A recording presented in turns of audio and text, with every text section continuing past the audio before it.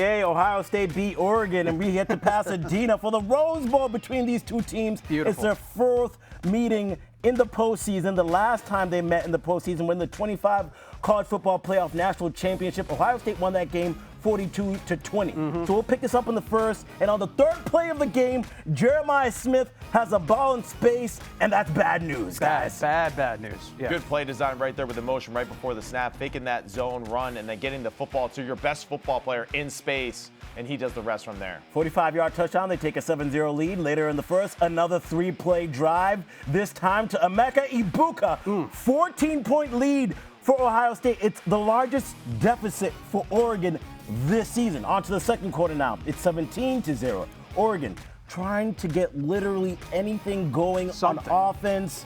This is fourth down, and they do not convert. It's a no-fly zone at the Rose Bowl. I mean, that Ohio State defense was flying around, so then less than a minute later, Will Howard airs it out to who else, guys?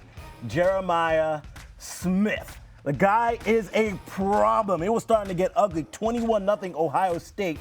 Then after an Oregon 3-and-out, it's Bucks ball again.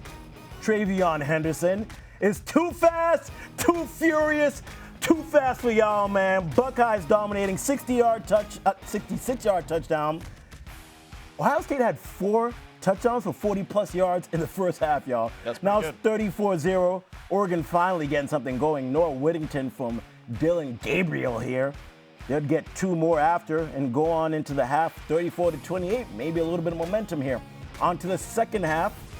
Long 5-minute drive for Oregon here. They cap it off with Whittington finding the end zone for a second time. Don't look now.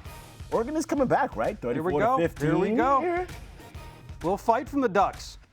Just a little. And now they're not coming back. Buckeyes back in striking distance. Travion Henderson, he gets into the end zone. OSU dominates 41-15. At that point, they will go on to win it 41-21. Huge win for them, guys. An absolute domination. This guy's at every single game, it seems like, for the fan He's shot. got one more, too. But for Ohio State, you came out with your head on fire.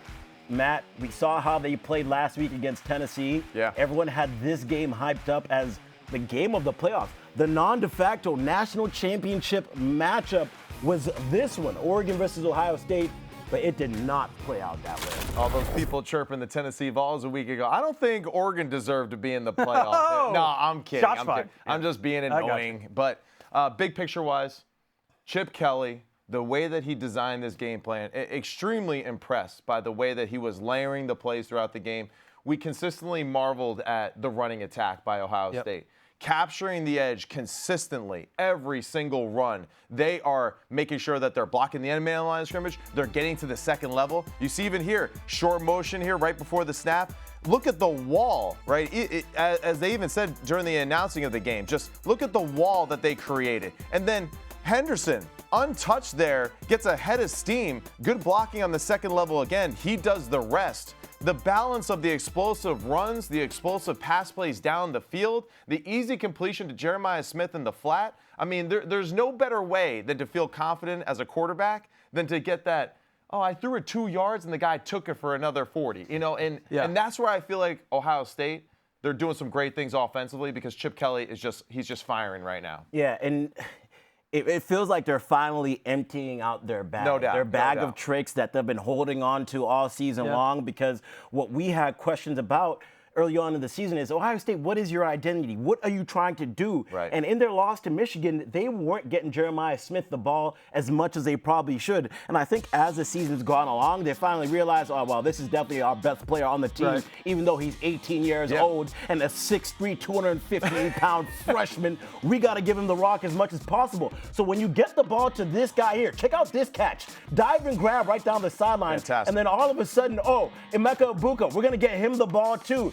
It's money all day, and then all of a sudden, play right there. You have the best 1-2 punch combination in the backfield with your running backs.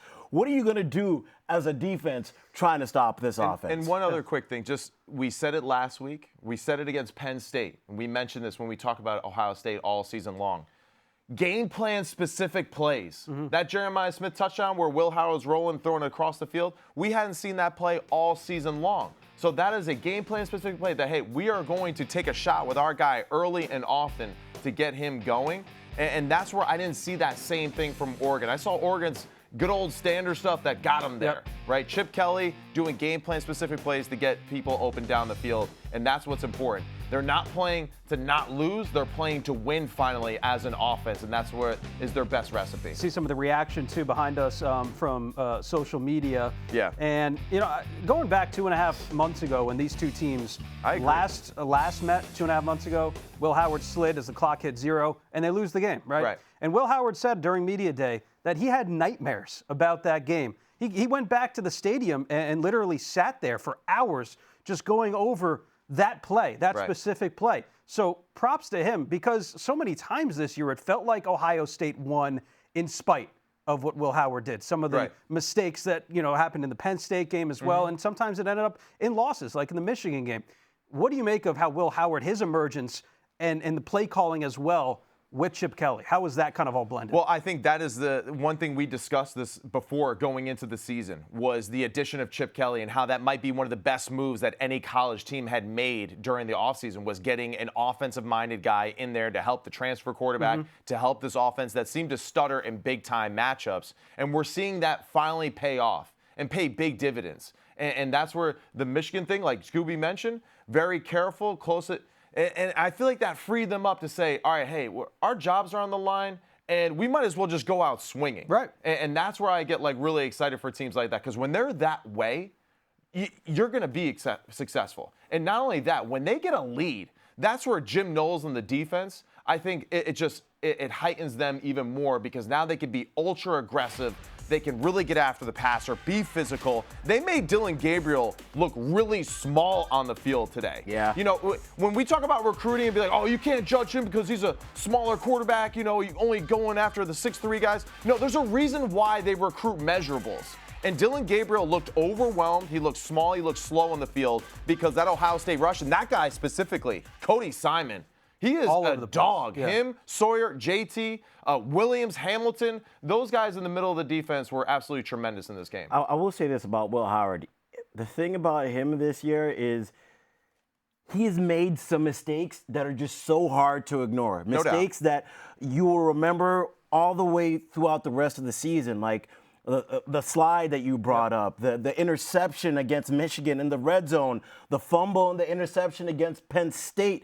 And those are all really costly mistakes by him. But when you look at his season overall, he's actually had a great year. He's the second most accurate passer in all of college football. And he has done everything that this team wants him to do. And I think we just have to give him his flowers with the way that he was hitting his receivers in stride today, the throws that he make, throwing for over 300 yards. I mean, they were really efficient in this game with the way that they handled everything. 29 minutes of time of possession to Oregon's 30, and that's because they were just hitting big play after big play after big play, and he was really comfortable with the way that he was attacking them. And I think a lot of people are going to be interested in how this matchup is going to be against a Texas team who didn't look like they played their best ball today.